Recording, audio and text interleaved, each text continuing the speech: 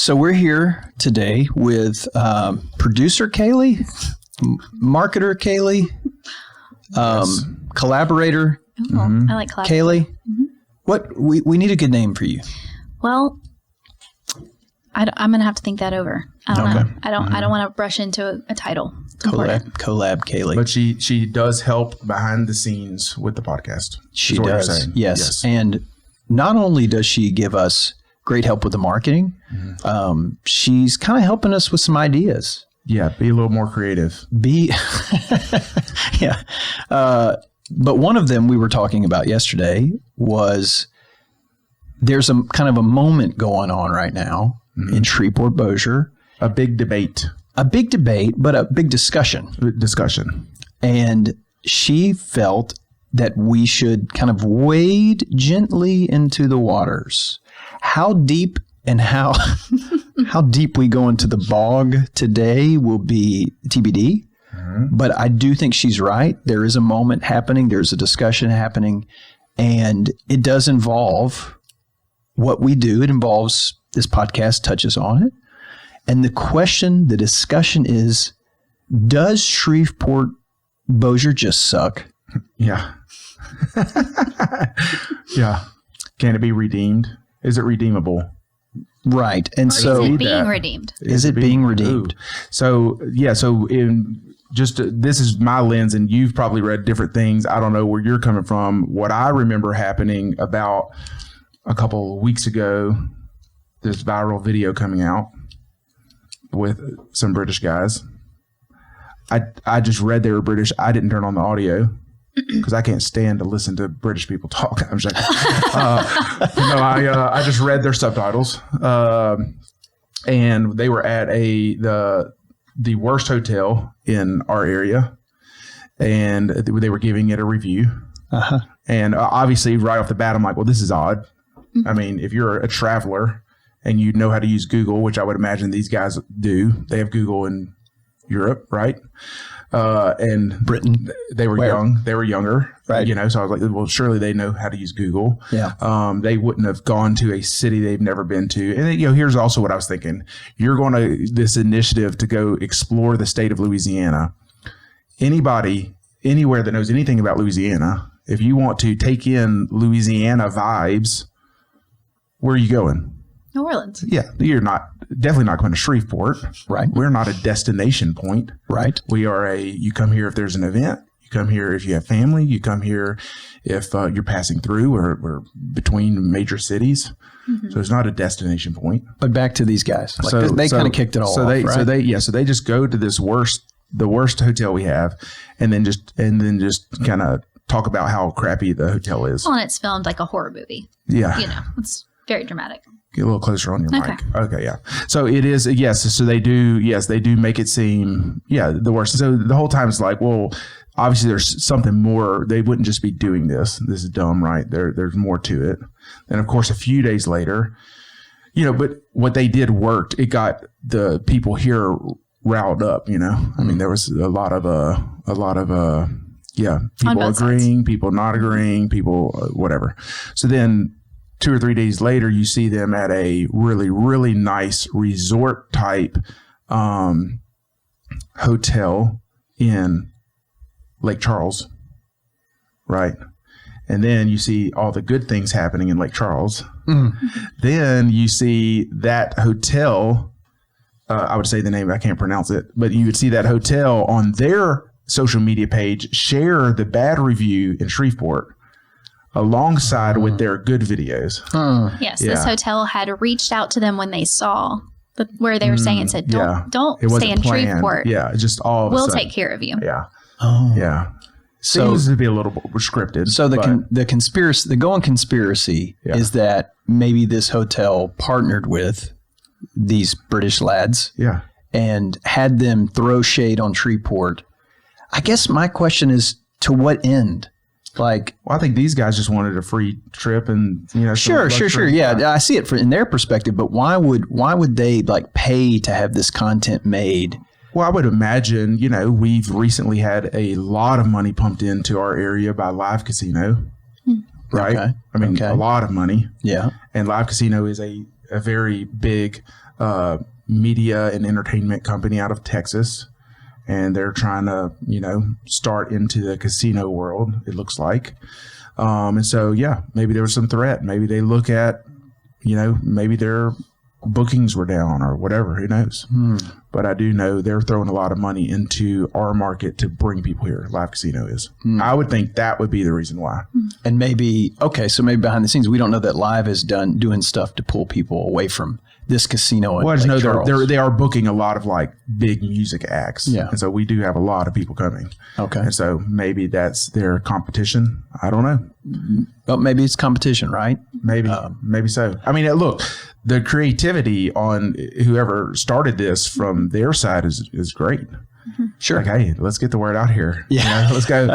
Oh, you want to go to Shreveport? This is what you got to deal with. But it started a firestorm. Yeah. And maybe I'm totally wrong. It just doesn't make much sense. That makes sense to me. It felt very planned. It did. And feel very planned. so they're very lucky to have just had all that. Oh yeah. Work out so perfectly. Yes. I do think the juxtaposition strategy of their marketing, if that's what it was, is interesting. But I thought the more interesting thing is the people who came out of the woodwork on both sides and who are so quick to agree, and the people who then, kind of made counterpoints. And it just made me very curious about the overall effect of this conversation's been happening for a long time about Shreveport and its safety, its, viability, the pictures of the vibrancy of downtown versus kind of how it appears, at least during the day now. And I just was curious about the effect that those conversations have on the economy and the businesses that are really rooted here, and I just was curious. Well, yeah, I think there would be some effect. It's interesting when I think of the people that are in Shreveport, live here, work here, have family here, and they get on social media and bash Shreveport. If I go through their feed, everything they post is about how miserable their life is and how negative things are, right? I haven't seen anybody that's like, wow, man, they got it together. This is just a positive, outgoing, person that's a leader in our community. And then they bash Shreveport. It just doesn't happen. So to me, it's kind of like this thing is like, does Shreveport suck? Well, if your life sucks, it doesn't matter where you live. It's true. Right? That's true. So, I mean, you could be in, somewhere where there's perfect weather, no humidity, it never rains. It's just like perfect weather every day. But you're going to complain about the traffic. If you don't go outside, you can't enjoy it. So, One of the claims that I read through some of this discourse, which did involve our new friends and twin blends, and we'll get into that. But one of the claims was, unless you have family here or some reason to be here, you would absolutely not live here. You would not choose on your own will to live in Shreveport, Bossier. And I just thought that was okay. I don't know if I totally agree with that, but let's just interrogate that out in the open here. Unless you have some kind of connection here, you just wouldn't choose to live here. Well, can we talk about why you live here? So Leighton, you grew up in a lot of different places. I know your family ended up here, but you could have started your businesses anywhere. Yes. Right? So Possibly. what?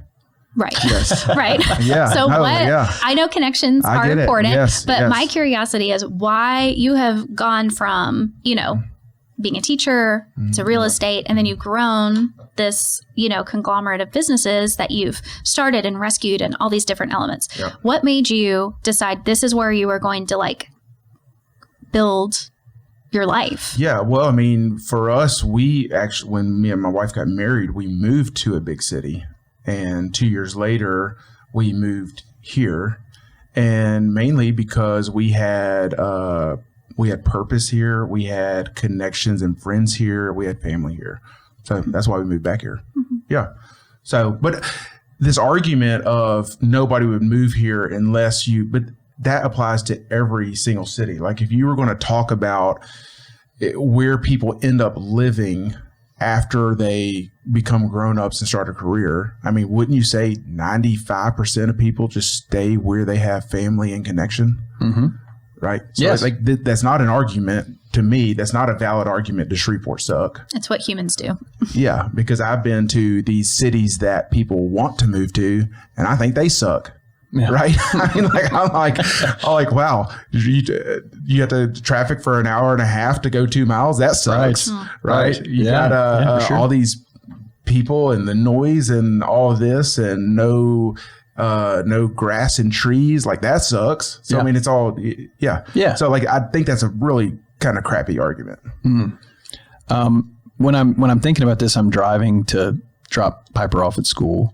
And I'm thinking about the, 100,000 people or more who are going to work, like all of us in this place. And do we think that 100% of these people are thinking, man, if I could just get out of here, I would? It's like, no. Not, I mean, I'm sure there's people that are thinking, it's Colorado's really nice this time of year. Yeah. But ultimately, I think we are part of this place. We are the people that are a part of the place. And you can't separate the people from the place. Yes, Shreveport just as a place, maybe the climate's not great, right? Yeah. Or, I don't know, maybe our natural resources aren't the best. But you cannot separate the people. And in our lives, that's typically family. Yeah. Right. That's typically long roots that, my grandparents are buried around, not in Shreveport Bossier, but around Shreveport Bossier. So that's meaningful, right? The businesses, your businesses are here. Your kid's school is here. And you ask yourself, like, would I want my kid to live here when she gets older? And maybe you would be saying, no way. Or maybe you would be saying, yeah, I'd love for her to live close to me when she grows up. What do you think about that? That's a great question. Selfishly, if I'm looking down the road, obviously my kids will have kids and I'll be a grandparent. I would want to see them. So selfishly, I'd want them to be here. I would also say I would want them to have the best opportunity they could have in their field, but it really just comes down to your goals, right? And so like for me, could I go to another market and take my same business or start my same business and make more money and be more successful because there's more opportunity? Could I go to more concerts or eat better food? Probably so. But if that's at the expense of me leaving my friends, right? Or leaving, moving away. And so this really just what do you care about the most, really? It's what it comes down to. But that is a good question about your kids. We'll see what happens when Carter goes to college in 2 years. Just like I'm like, hey, pick a city that we'd want to visit. That'd be nice. Yeah. But it wouldn't be. And Kaylee, so let's ask you, because you didn't grow up here. So tell me about your experience. So I was born here and moved away when I was a young child. I lived in Europe until I was ready to go to college. So at 18, did y'all have Google? We did have Google. Okay, and cool. That's nice. We used it. We stayed nice. in the best places. Okay. So I moved here ostensibly for a year to go to school because this is where my family was from. This is where grandparents were. My dad said, I really want you to be close to family the first year away from home. So I did not intend to stay here longer than a year. I had big plans of all the places I was going to go. I grew up traveling, and I just had this vision for my life of being on the road. And then I met my husband and realized that wherever he was where I wanted to be. His career at the time was very rooted in this area. And then we started talking about starting a family. And just the natural progression of things, this became the only place I could see myself being for a lot of reasons. Whenever I started my career, it was in downtown Shreveport at the Forum magazine, and I would never have had the opportunities.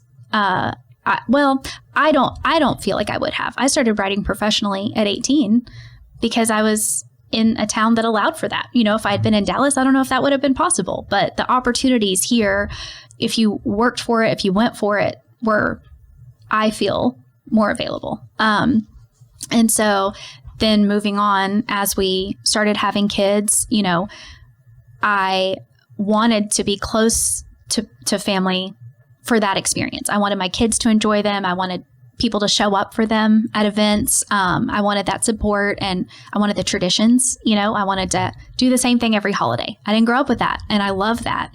And so looking back, my oldest is about to be 12, and I look back over the last, 12 years and the richness of my life that I have built here. And I'm so grateful. And there's so many things that we've been able to do because we live here. Now, is it the big city that I thought I would end up in? No.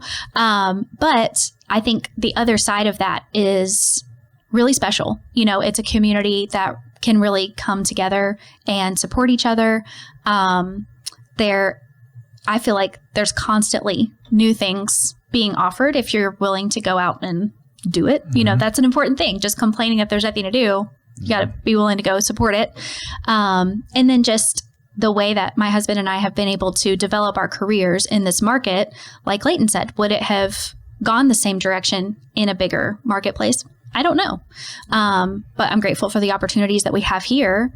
And I feel like being in this area has also allowed us to seek out ways to make an impact that would have been more difficult in other places. I feel like the things that we invest in, the things that we do are meaningful. And I just see good things happening everywhere. Mm-hmm.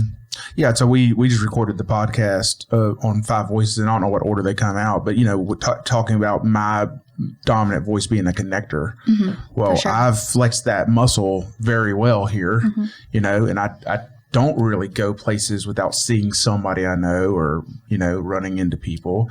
But then me and my wife just went to Dallas last weekend. Love going to Dallas. It's 2.5 hours away. You get to try new restaurants. You get to go to an event, whatever you want to do.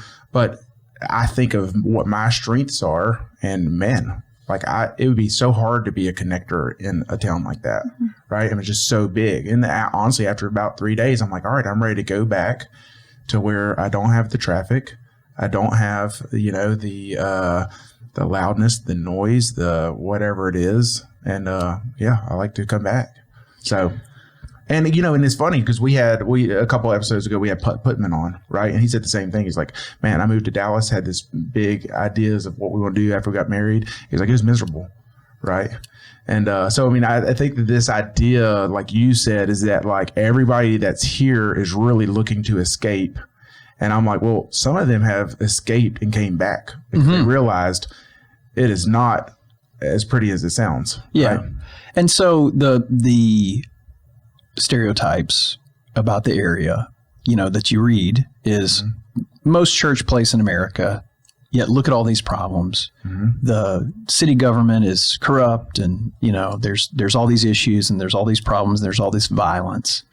And those things are true. Yeah. Right?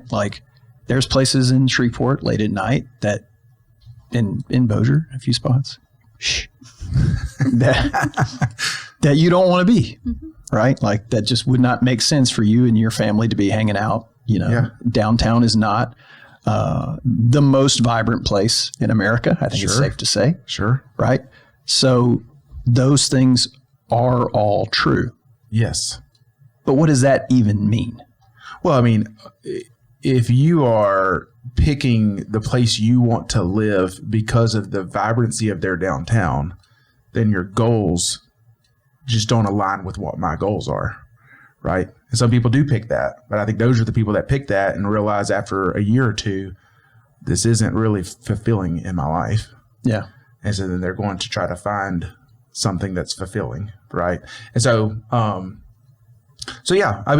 it's just to me, but there can be two truths, right? There can be high crime and it could be a good place to raise a family.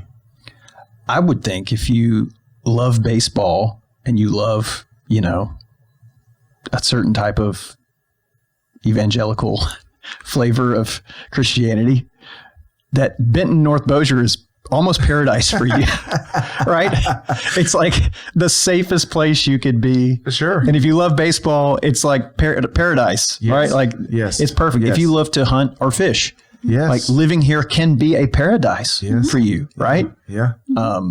But that's never really discussed and all that. Yeah. It's just, we've got gang violence and we've got all these problems. Yeah. And that's true of so many places. It's like, and I don't want to speak to any statistics, anything like that in a technical way, but overall, I feel like, you know, we were talking yesterday that when you draw the circle of the city and the outer areas, that's where it kind of gets, where people kind of have some negative feelings. I feel like that's true of every big city or medium city. And I feel like once you've recognized those issues, maybe there's some responsibility on you to figure out what systemically creates that. You know, to just sit and complain about it is not constructive. To examine, you know, the impacts of poverty, the impacts of social inequality, you know, where your taxes are going, where your time is going, how the schools are supported in that area versus your area. There's a lot to be examined before you jump into saying or just writing something off. Like there are changes that could be made that would, you know, better the lives of everyone, including yourself. Sure. But I think people are so quick to just write something off as not their problem instead of looking at your role or what you could do to affect change and really have the city you want. Yeah. Are you really willing to do what it takes to get there? Sure. And our words and actions are either going to build up or tear down, right? And that's just the bottom line. So then the question is, you know, and that's why I go back to what I said earlier is like the ones that are doing the tearing down, I mean, just from the outside looking in on their social media, they don't seem to be very, very happy people. And so it's just kind of like, you know, if your mindset sucks and your attitude sucks, then it doesn't matter where you live, it's going to suck. Yeah. Right. Okay. So now time to get into the meat. Real quick before that, I was going to say this too. I've hired some people. It's funny because we're in the Arklatex, right? I don't know if we have listeners outside of the Arklatex, but it's just kind of the corner right here. This like 90-mile radius with Louisiana, Texas, Arkansas, right? Yes. And so I've had people move here, some employees move here before, and they're like, man, Shreveport's great. I was like, well, what did you think of Shreveport? And they're like, well, the news is the Arklatex news. So I'm growing up in Texarkana, and all I see every night is how horrible Shreveport is, all the crime in Shreveport. And so it's this perception of even the people around. So anyways, I just want to throw that out there. Yeah. Well, my father-in-law from, you know, rural Mississippi, when, you know, he, I guess, learned that we were going to live in Shreveport, I think he called it an armpit. Okay. This is a guy from rural Mississippi, keep in mind. So, so the meat of the discussion, maybe not all armpits are bad. Not all. That's right. Yeah. They're well maintained. If you have an clean. arm. That's right. So the meat of the discussion are friends, the twin blends who were recently on the Mangum brothers. The Mangum brothers recently on the pod. Very nice guys. Extremely positive people. Extremely nice guys. Yeah. Their deal is through the use of photography, older photography, and, you know, some storytelling. They like to show what Shreveport used to be, you know, and they kind of do this nostalgic thing where people will look at the picture and then they'll show today's photo and they'll kind of, you know, it's a nostalgic piece and people go, oh, I remember, and this was great, and we used to do this, and we used to do this. And draped over what they're doing, number one, it's very, very positive, and I really appreciate what they do. But there is this draped over thing that's kind of like, and here's decay. The good old days versus the good old days, right? And so I think in their minds, they are absolutely trying to instill civic pride in all of us to kind of remember this remembering of what Shreveport was. I'll tell you a funny quick story. I was talking to a vendor out of state from North Carolina, and he asked me where I was from. I said, well, our businesses are around Shreveport. Is this Australian guy? He's like, oh, yeah, I've been there. I was like, really? This is a terrible Australian accent. No, do it again. And he goes, you know, you can really, I'm going to stop. He's like, you can really tell that at one time Shreveport had it going on and then something changed. And that was his feedback. He was like, you can see it in the architecture. I don't know if he's talking about maybe the Strand or some buildings like this, that something happened and like it just changed. Everything stopped. Yep. And so what is that? I don't know. But you know, the point that we're getting at is the Twin Blends guys got into a little dust up with a parody site, a satire site called City of Bossier. I don't know a lot about City of Bossier. When you read the City of Bossier site, it says you can figure out who we are if you really try. I don't know who they are. Leighton, you might know who they are. I don't know who they are. So there was a dust up between the Twin Blends guys and the City of Bossier Facebook page. I'm still trying to figure out who Sleep Token is. Okay. That's been bothering me lately. I'm like, man, I want to appreciate these guys. I want to know who they are. A great record, by the way. Great record. Yes. So City of Bossier, basically the Twin Blends guys posted something. They blocked them. They was like, we're tired of the negativity. City of Bossier is satire. So they're always kind of clowning Shreveport Bossier. They're always kind of saying, hey, look at this crime. Look at these people. Look, everybody's this, everybody's that. Mm-hmm. And, it's done, we would say, quote unquote, anonymously. So there's that. But the retort back to the Twin Blends guys when they said, kind of stop the hate, which maybe they just didn't appreciate the satire. Mm-hmm. The response back was, here's what we do. We expose things. We expose people. We get real change done. And you guys basically are just playing around with your photos. Mm. And we're the ones doing the hard work here. Now, I hope, and I'm going to look directly into the camera right now. Mm.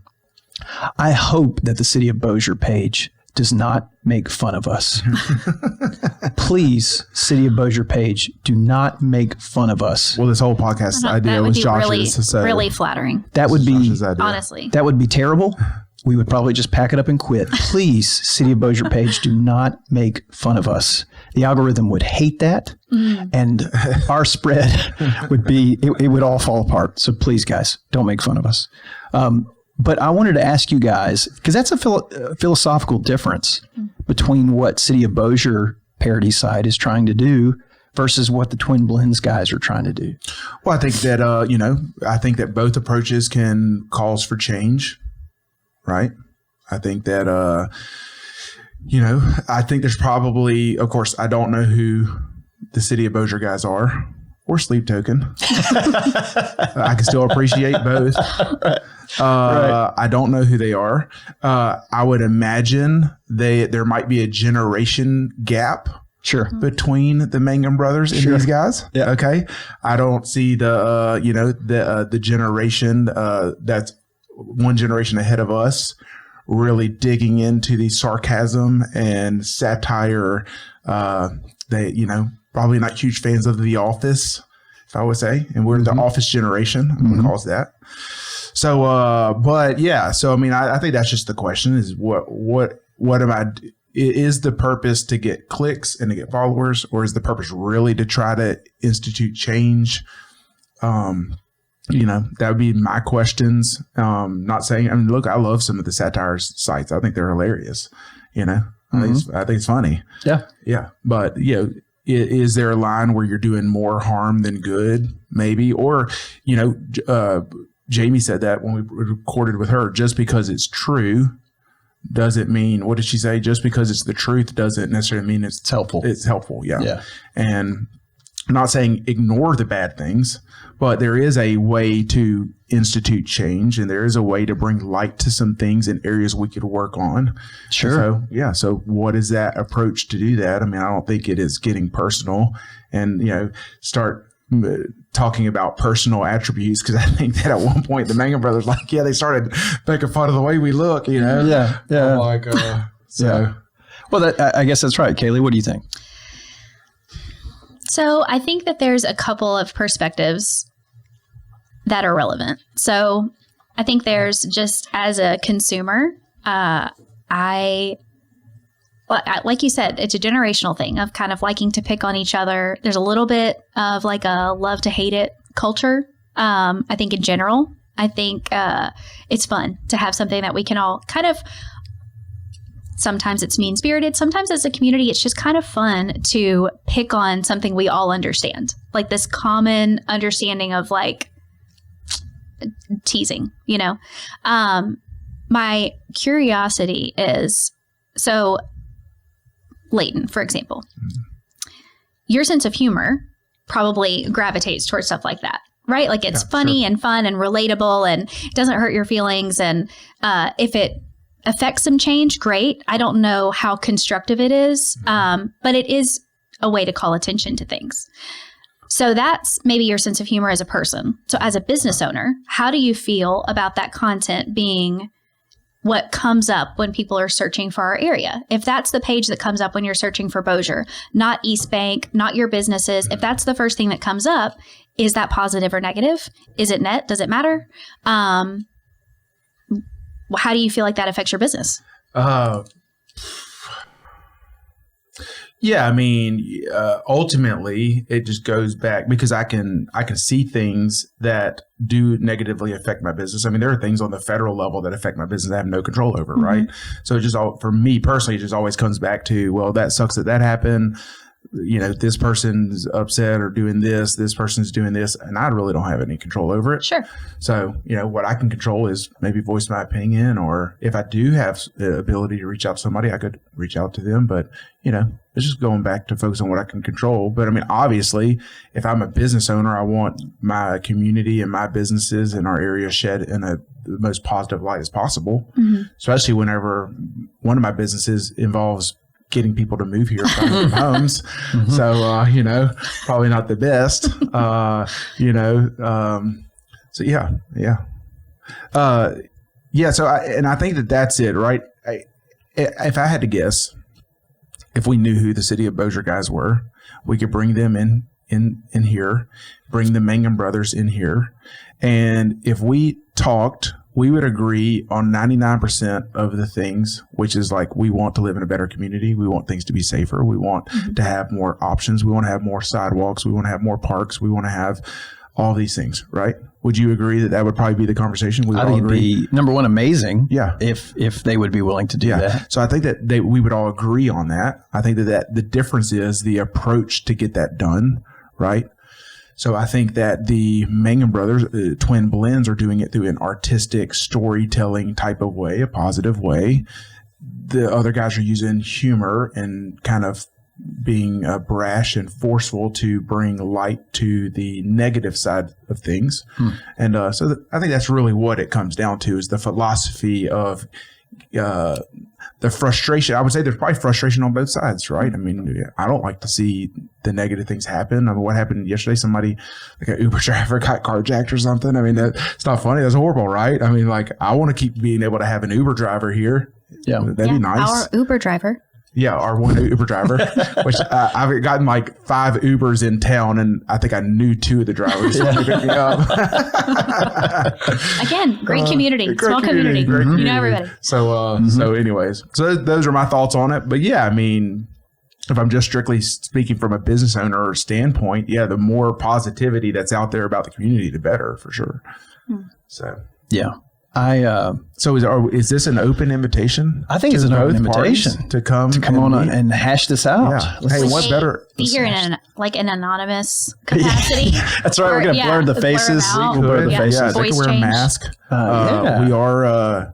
We are in the Clint Davis Counseling Building, so if we need support, we could bring a professional in right away if it got too heavy. Yeah. What a great show idea that would be. Yeah. That'd be awesome. But you know what? Here's the thing, though. Our podcast, we decided, was going to feature people who were committed, who were dug in, who were trying to make positive change in Shreveport, Bossier. So that's why this means a lot to me, is that, you know, because all the stories we've heard, I think that Cassie Hammond at the Hub has one of the absolute best approaches to dealing with poverty, which is literally everywhere in the world. In America, I think she's got one of the best approaches, and that's here. And that's amazing, right? Yeah. People are copying her model in bigger cities, right? We have, you know, I mean, we've got some just amazing people here that are doing great things. The Metro Aviation guys, that's a crazy business, and it's here. It's here. You know, so we try to tell these stories just to let people know that, hey, there are people doing great things here. And you may not always hear about it because the KSLA News is talking about the Uber driver getting jacked. But at the end of the day, you're not hearing about, you know, the Metro Aviation guy and the successes that they have. Well, you also have to consider the source. It's KCLA's job to make Shreveport look good or to get viewers. Correct. Yeah. Correct. And so, yes. And I wrote down that, social media is really is also in the viewership business. And so they're drumming up this conflict, it's oriented around the conflict between Twin Blends and City of Bossier. And as we're sitting here saying, they probably have a lot in common. What we're seeing now is just this huge dust up going on. And, it affected our episode's performance with Twin Blends. So we don't like that very much. But social media. Listen. It was 2 weeks ago. That's right. Yeah, it's a great episode. But social media is going to do that. They're going to make bad things appear larger than life. Yeah. But is it real life? Is it real life? Is social media real life? Is Twitter real life? Like when you go home to your family that you love and you talk to your, grandma, is Facebook real life? Well, no. It's a good, for me, it's a good way to connect with people, stay connected with people. My favorite thing is it eliminates a lot of the small talk when you do run into somebody in real life. You already know everything. It's like, don't tell me about your kids. I saw everything. Yeah. Tell Junior congratulations on the MVP. I don't, you don't have to pull out your phone and show me pictures and videos. I've already seen them. I've seen them. I've already seen it. Yeah, let's put it up. Let's move on. So, definitely helps that, right? But I always say this too, and I tell my real estate agents this: the social media, people put the best version of themselves on social media, right? Mm-hmm. And when we play the comparison game, and we're playing the comparison game on social media, you will always lose, okay? Because either you're going to see the best version of someone and compare it to your worst day, which is probably today, right? And then you're going to feel defeated, right? Or you're going to see someone getting bashed on Facebook and the mistakes they made, and now the pendulum swings and you're like, well, I'm not as crappy as that person, and now you're prideful, right? And so you take on two personas. There's very little ground for healthy outcomes of social media being the center of what's going on with you socially. So that's my take on it. That's what I tell people. Yeah. But I'm on it all the time. So, but in the way of the City of Bossier, like their method of change, it's all basically this page, right? And they're all like, it's satire and it's all housed there. I guess my question for them would be, okay, yes, there's drawing attention to something, but do we need to go beyond that? Do we need to kind of like plant something? Well, yeah, sure. And if we take that approach in all aspects of life, right? If I have an employee and their actions are not where they need to be and I need to course correct, I'm not bringing satire to the table, right? Talk about The Office. That's what Michael Scott did, right? And he had the leading sale. So I don't know. Maybe that is. Or you talk about your spouse, right? If my wife is doing something that is bothering me or, not supportive of me or something that is like, we need to talk about or address, I'm not taking a satirical approach to it, right? Because then it almost takes away the severity of the cause or the need for action for that thing. Yeah. And do people unite behind that as much as somebody who's just, I'm not going to say good faith, but somebody whose approach is more personal? What do we think unites people?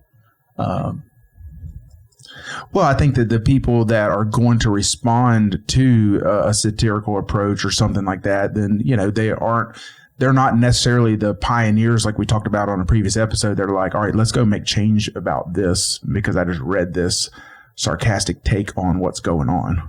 Yeah. Right. And I think even if it's not sarcastic, even if it's just negative, I think that's very hard to wrap your arms around. You might agree or disagree. It's not an action plan. There's nothing constructive about that. And it is bringing attention to it. But honestly, I think you either want to get in the conversation to share your point of view and then you're done. That feels like enough. You feel like you've checked it off the list, your grievance, or you just kind of withdraw because it's too big. How can you even help or change the situation? I think there's a place for all of this. I think there's a place for Twin Blends and the beautiful way that they honor the past and they care so much about the good things that are here now.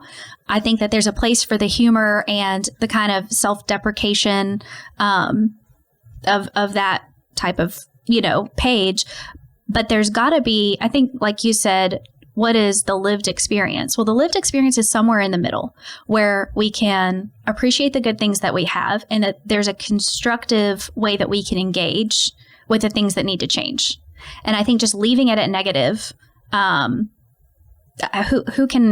who can approach that? It just feels too big, too overwhelming. Yeah. I mean, I think that obviously for a society to function, there has to be someone shining the light on areas that need improvement, right? Or even if you want to talk about the local government, like there needs to be some accountability there. But yeah, is it helpful to just shine the light on it? Right. Yeah, and that's the kind of philosophical question that this whole thing brings up. The discussion: does Shreveport Bossier suck? Does anything we do matter? Are we stuck here? Is this always going to be repeating these same patterns? Does our life have meaning? Is it worth living at all? Yeah. You could just keep going. So, yeah, I mean, like you keep going with those questions. Yeah, and so does Shreveport Bossier suck? Through my lens, no, it doesn't. I think if where you live determines how happy you are in life, then there's some internal investigating that needs to be going on. So I would say that, but then I would also say, is there room for improvement? Absolutely. I think everybody would say that. I mean, we definitely, can we improve on poverty and crime and our education and all these things? Is there, corruption or whatever? Could we improve? For sure. I think we would all say that. Okay, so final question for everybody. This is the big question, and you're not prepared for this. So these answers, who knows where they go? Oh gosh. Your magic wand for Shreveport Bossier. Kaylee, go. Oh my gosh. You got a magic wand. You can literally change anything. What would it be to make this a better place? Okay, come back to me. Do Leighton first. In my opinion, might change on this. I'm just going to say what came first to mind. This is a personal context. We adopted a son who is African American. And so when that happened, my lens completely changed on just day-to-day life. And he's 6 years old now. Kaylee might be able to relate to this. And so what has become blaringly obvious to me, which I think it was obvious before, but now it's a little more personal because of my family dynamic, but we have very little multicultural engagement in Shreveport Bossier. And so I think that's reflected in most of our churches. I think that's reflected in most of our city events. That you just really, there's not, and I grew up in the 90s in Shreveport. So I remember the, cop shooting somebody of a different race and there being riots literally in Cedar Grove shutting down because there were riots in the streets, a protest over this. Now, this was before viral video, so most people didn't know that, but it was kind of in my neck of the woods. So I knew about it. I remember all that growing up and I remember the racial tension here. And I think that maybe it's not as obvious, but it's still there. And, growing up the way that I grew up, some of that was instilled in me just because of the context I grew up in. Mm-hmm. And so there's still just kind of there, but it's given me a different lens on how I look because I do, just going, if it's just me and my son and we go into a store, I mean, people are taking double looks. They don't understand, he'll, one time we were leaving an establishment and he ran out in front of us and some lady stopped him and said, "Oh, well, we got to find your parents." Yeah. And we're like, "Oh, right here," and so, yeah, that's a funny story, but it's still the truth. And so, but anyway, so that would be I'm rambling about it, but that's me. It's just this, the unity, a multicultural unity that we don't really have. I'm gonna come to you, Kaylee, but you hinted on what I was thinking about, and that was, one of the knocks about Shreveport is the most church city in America or whatever. I wish that there was more cooperation between churches to address the problems with the city. Mm-hmm. We have a literal the Lord's army here. The problem is, Yes, sir. every division of the Lord's army is like doing their own thing. Yeah. And if we collectively combined this army to go after certain pieces of the problems, I think that would be probably, in my opinion, one of the most effective things. But when I'm just going to say Go that it's dangerous because these white churches will lose members because of the multicultural churches' bands being really good. We can't have that, okay? They'll be like, whoa, that's what music should sound like. Okay. well, No, I'm joking, but I make a joke of it, right? But it is true because I grew up in church. My dad's a pastor, my brother's pastor, and I understand. There's this like, oh well, if we do that, we're going to lose members. What if they do something better than us? What if their facility's nicer than us? Yeah. Right. Yeah. And so it's a very to me, territorial thing. But to I me, agree. it just seems with a you. wasted opportunity. Well, how can you say, and this is totally off subject, right? But how can you say that, hey, this church have Christians and believers, and this church has Christians and believers, this church is predominantly black, this is predominantly white, and those believers are actually going to go to heaven, and we're going to be in heaven together. But not right now. Not right now.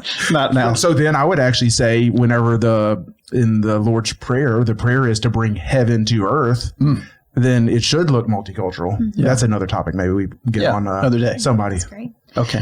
Okay, Josh, you stole mine. So I'm going to pivot a little bit, but I feel like one area. So I agree with you about churches, and I agree with you about integrating cultures, and I think that whenever you have the opportunity to bring different perspectives together, more people are taken care of. I feel like our blind spots are revealed. So I think both of those things would move the needle so much because we would see things that we're missing and we would have the resources that we need to affect change. I feel like a lot of resources are just wasted in this, well, this is how we've always done it sort of method. Another area that I feel like should be so easy for people to rally around is kids. And one place where we are just, I feel like starting out missing the mark is a lot of our schools. And I would, if I had the power of the wand, I would make it less humid, and I would partner schools and resources better. And I know that there's people who this is their whole job, this is their whole passion, way smarter, better equipped people than myself handling this already. But, we have some schools that have so much, and some, communities that just, like I live in North Bossier, like it's an amazing place to send your kid to school. And we have more than we need, and we have amazing resources at our disposal. And then I look at schools that don't even have a teacher appreciation. They don't even have enough resources to get their kids through the school year. They don't even have uniforms available.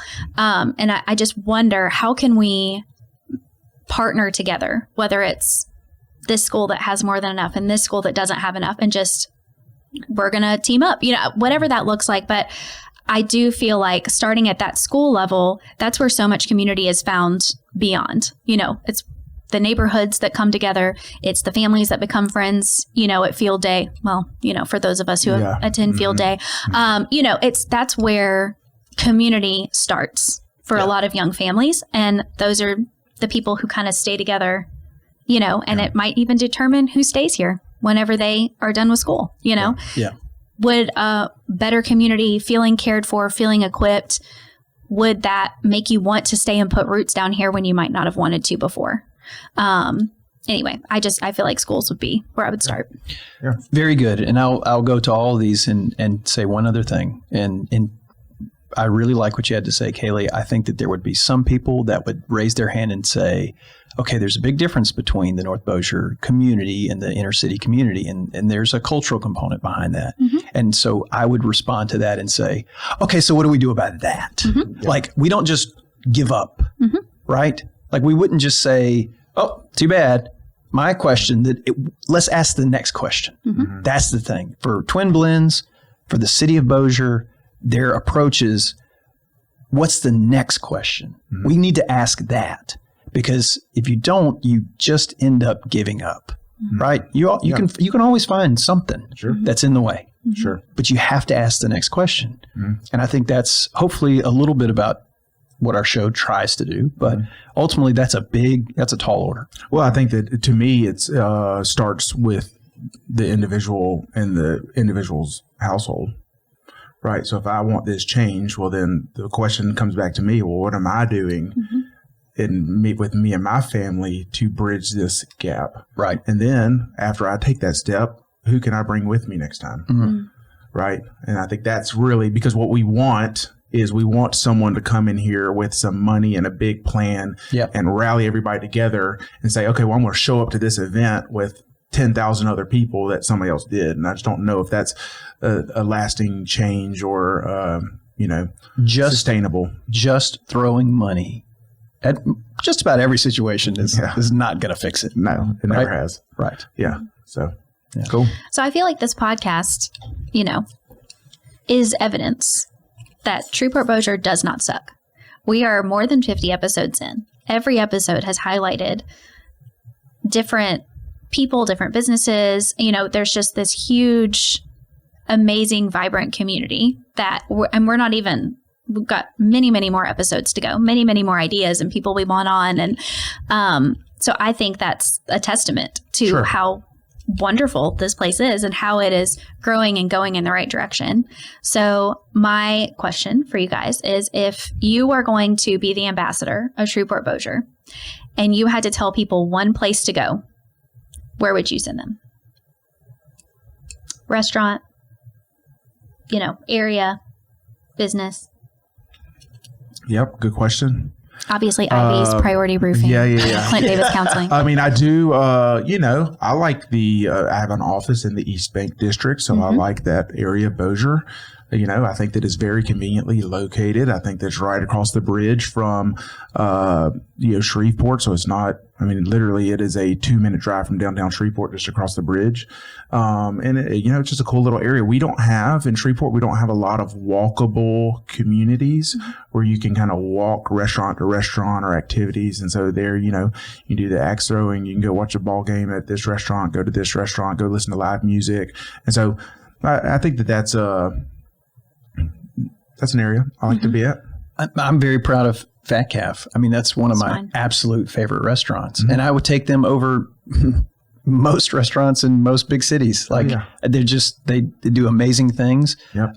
It's just a great environment. It's a great place for a date night. We've celebrated anniversaries there.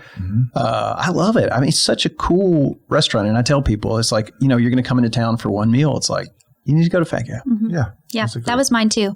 But if you can't get into Fat Calf, if they're booked out, Zoozle is incredible. That's one of my favorite places. Going there tomorrow night. It's so good. Invite me. I'll come. Wait, what time? Tomorrow night. Yeah.